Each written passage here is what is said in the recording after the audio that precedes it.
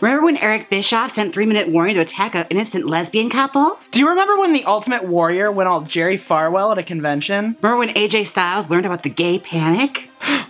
Not the gay community. The gay community. The gay community. I'm Sylvia Nyxx, presenting my best, Rico. And I am Jaymes Mansfield, serving you the best, gorgeous George. And you're watching Queens of the Ring. So we were gonna give you a crown jewel review on this episode, but we decided to just summarize it up for you quickly. There were no women. There was no Finn Balor. And absolutely no point.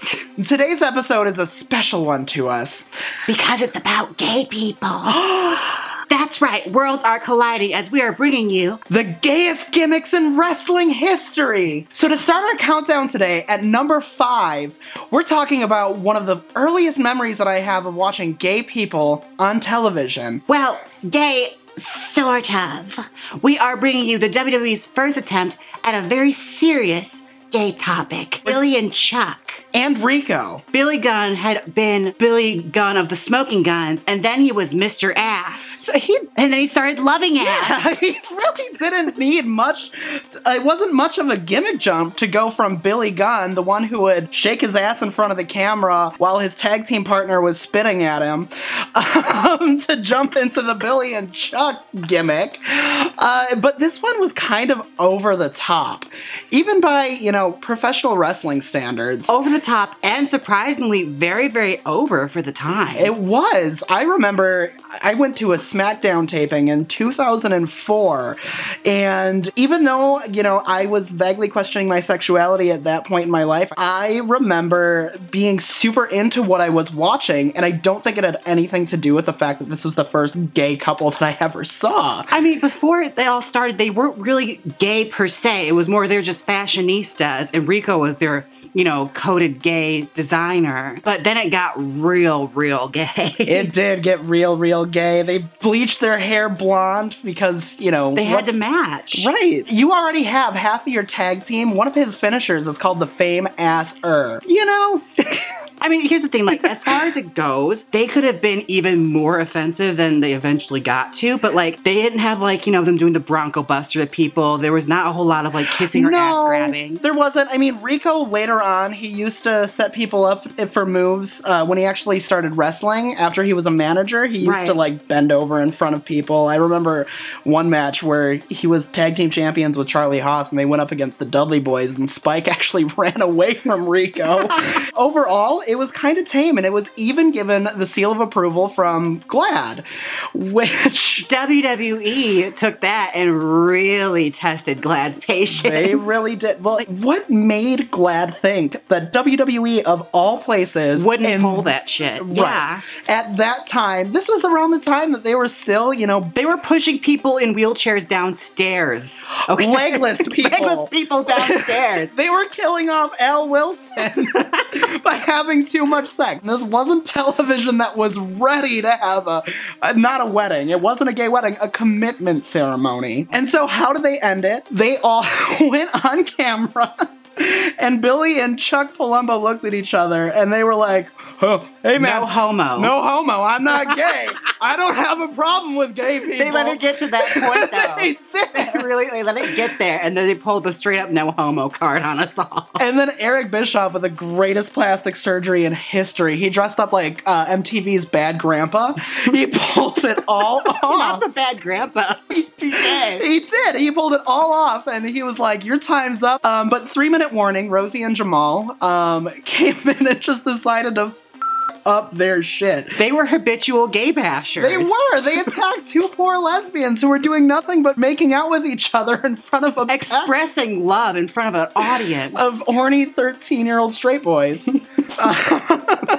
Now, our next wrestler is a bit more tasteful, you can say. When I say tasteful, I mean girl is stylish. Number 4, we're talking about Velveteen Dream. Now, he's still so young in his career that there's not much offensiveness in his gimmick to comment on.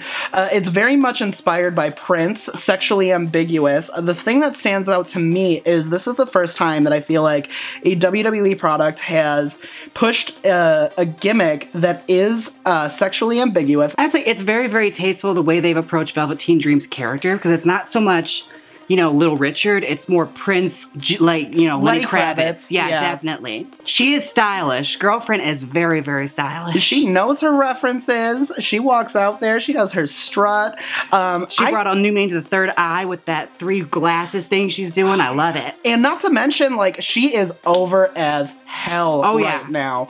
Her matches with Aleister Black in NXT have been great. She had a great feud with Andrade Cien Almas. I'm just really excited that we are finally getting representation of a queer character who's not made a joke out of. I think it's just desserts that we talk and give a little nod to all of the muscle-bound men who have attempted drag in the professional wrestling landscape. Now, you've heard of sloppy joes. What? Now, that's what they call frat boys and drag, sloppy joes. You know that? No! Yeah. That's what they call frat boys that do drag to, like, make a joke. It's a sloppy joe. That is kind of what you get here when you... What the Yes! I'm not lying! Oh, I've never heard this terminology. But yeah, I'm here for it. It's fabulous, right? But no, let us get into it. Some of the choices that have been made as far as wrestling and drag is concerned. Do you guys remember the Bodydonnas and their fabulous manager, Sunny? Well, shortly after Sunny left, we had their replacement, Stormy. No, it was Cloudy. Cloudy! Cloudy! Was it Cloudy? I thought it was Stormy. It was Cloudy. Well, it was bad. Whatever it was, it wasn't good drag, and I lived for it. Now, I'm sure you all remember the FBI. The full-blooded Italians. Oh, yes. They decided, what can we do with this character, Vito, to really spice him up? Well, they put him in a dress. That's all he got, too, was a full-on, like, Ross dress for less kind of situation every single week. He looked like my mom wearing a sundress. Now, WrestleMania has the legacy of being the showcase of the immortal, the place for champions. They had a wild hair up their ass to do a women's battle royal. Oh, is that the one with Kid Rock? Yes. Oh. Well, which one? I mean, they all have Kid Rock in some regard. The one where, like, they didn't even get individual entrances. No, it's just a Kid Rock concert happened in the middle of everything. And then the Battle Royal was an afterthought. Oh, yes. Yeah. One of the mystery contestants in this Battle Royal was... featuring the likes of and awesome performers like Melina, Gail Kim, Mickie James. We were given all of these great women who have been pioneers of the wrestling world, and then... who wins it? But Santina Marella. Not Santino. Santina. The mysterious sister of Santino Marella, who we've never seen in the same room, folks. No, it was bad. All right, now this last character comes from WCW. Somebody flamboyant, wearing bright colors, and really could rock a promo. And it wasn't Jim Cornette. No, we're talking about Miss Atlanta Lively, who was put in a tag team feud at Starrcade of all places. This was none other than rugged Ronnie Garvin, who just 2 years after that would main event Starrcade against none other than the Nature Boy, Ric Flair. Woo! Really highly entertaining. It wasn't good drag by any means, but girl, she held her own in that match. She roughed up her... I can't even remember who she was tagging against. I remember her partner. It was it was on Midnight Express. Was it the Midnight Express? Yeah, because Jim Cornette was part of it. Yeah, and then his tag team partner was Downtown Charlie Brown or Jimmy Valiant. Jimmy Valiant. Valiant. I knew we'd get it. This is years ago, and we weren't even alive for it. I wasn't even a zygote. It wasn't even a twinkle in my daddy's eye. We did research for you people, so just bear with us here. Yeah, Lord knows that you'll never forgive us for that Kairi Sane bit. Okay, so back to the countdown. We're at number 3. Now, we've seen 3 gay gimmicks, but have we seen a lesbian gimmick yet? Well, I don't think they've seen quite the lesbian gimmick like this one. The one that they can never top. Mickie James. Oh, the original Mickie James storyline. Now, this storyline was very dirty. It was horrid. Oh, it was bad. But it was so good at the same time. There is a lot to unpack here. Let us get into it. So she was originally debuted as one of Trish Stratus's fans, and she kept on interfering in Trish's matches to help her out, and eventually it would become full-on stalker-esque in a creepy way. We're talking like clothes sniffing. I believe they kidnapped each other's friends and boyfriends at one point. Oh my god. And then finally we get the blow off to this sexually ambiguous, is Mickie James a creepy lesbian? On an episode of Christmas Raw, where Trish and Mickie are under a mistletoe and they start full on making out. Well, Mickie James just full on like swallows her face. It was bad, and Trish was like visually uncomfortable, which led to one of the greatest professional wrestling feuds I have ever seen. And one of the most vicious blow-off matches at WrestleMania for a women's match I've ever seen. Honestly, probably the best women's WrestleMania match that we would see until WrestleMania 32. Agreed. Which, actually, funny story, Vince McMahon I know what you're talking about, this part of the match. So Mickie James put Trish in some kind of hold. I think it was an octopus stretch. I can't remember. And she had touched Trish's lady parts. And when she came up, she gave you the full... and Vince, you won't see that on the WWE Network because Vince was so pissed. He was furious. She got in so much trouble for it. No, I mean, and this was like 2 years removed from the Miller Lite catfight girls at WrestleMania. How could you be mad at this? Not really that much far removed from HLA and what else was happening. Number 2 on our countdown. This one comes from back in the day with one of the most outrageous and over the top and also kind of ahead of its time, but not in a good way gimmicks. Adorable Adrian Adonis. Now, Sylvia, you were telling me more and more about this guy because I really did not know anything about him, and I looked her up, and sister was pretty busted. She was. I don't know if I would call her like a wrestling drag queen. I mean, it's like, it's not even androgynous, it's just, he was very like a dandy, like a fop. Yeah. Like the classic fop, but really exaggerated on this really like surfer blonde.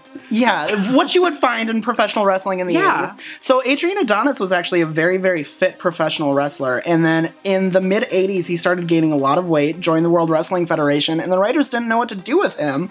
So what did they stick him with? They gave him the adorable Adrian Adonis gimmick, where of all managers, the mouth of the South, Jimmy Hart, was managing him. He was even given a wrestling talk show. You told me about this. Like, it was called, of all things, The Flower Shop. The Flower Shop. And you listen to that, like, you know Vince McMahon had a hand in this. It's like, it's so obvious. Like, what's the gayest thing I can think of? Queers like flowers. It's like such a frat boy mindset. Like, 1980s frat boy mindset. You're absolutely true. In the flower shop, it's full on like Tu Wong Fu when he's like trying to think of where you can find queer people. Like flower shop, dress shops, hair salons. And so, because he had the flower shop, his main rivalry in WWF at this time was against Rowdy Roddy Piper over who had the best talk show segment ever in wrestling history. I mean, I have to say Piper's Pit is so much better, but I would watch the Flower Shop. It definitely could carry a talk show better. This feud was like, what would happen if fucking Ricky Lake started arguing with Jerry Springer? Which brings us to our number 1 gayest gimmick in professional wrestling. Did you guys have any doubt in your minds? I feel like we should do the thing. Goldust's gimmick came out in the mid-90s, and in no way, shape, or form would a gimmick like this ever get over. But Dustin Runnels' dedication to the character really shone through. And who could forget his memorable feuds against Razor Ramon. Rowdy Roddy Piper. Or even his fabulous director, Marlena. Back in the old days, like when he first debuted, like they would like lock up in a grapple and he would like start caressing their back. Or depending on what position he was in, he would start humping them from behind. Yes! Oh my god, and then after the Goldust gimmick was shed, he even went for another gay icon, Prince, and started calling himself the artist formerly known as Goldust. And it got a little bit weird. A little bit. 2002 Royal Rumble. I will remember forever. That was my biggest Rumble pop, was when you hear his theme music hit, it started raining golds, and then who but Goldust would walk down the aisle, full on regalia, wig, robe, all the sassiness that he would bring to the ring. Not to mention he had the gayest finisher, where he would hoist up his opponent's legs and then put him up and spread him like you're at the doctor's office, sis. And then he would run from one end of the ring and punt them right in the Johnson. You know, he might be considered offensive by a lot of audiences today, but Dustin Runnels is one of the most fantastic in-ring workers. I'm so happy that Goldust was what it took to introduce good drag to professional wrestling. Yeah, and you gotta think about it, like, he came from such an inescapable legacy and was handed such a dead-on-arrival gimmick, and he really spun it into gold. Thank you guys so much for watching Queens of the Ring. My name is, once again, Sylvia Nyxx. And I'm Jaymes Mansfield. And until next time, we're tagging out. I think we got like half of that. We'll get it sometime. Click here and watch our evolution, Kiki. Or watch our top 5 spookiest gimmicks. Come on, click it. You know you want to. If you don't click it, I'll book Harvey Wibbleman to fight you for the women's championship. Click it!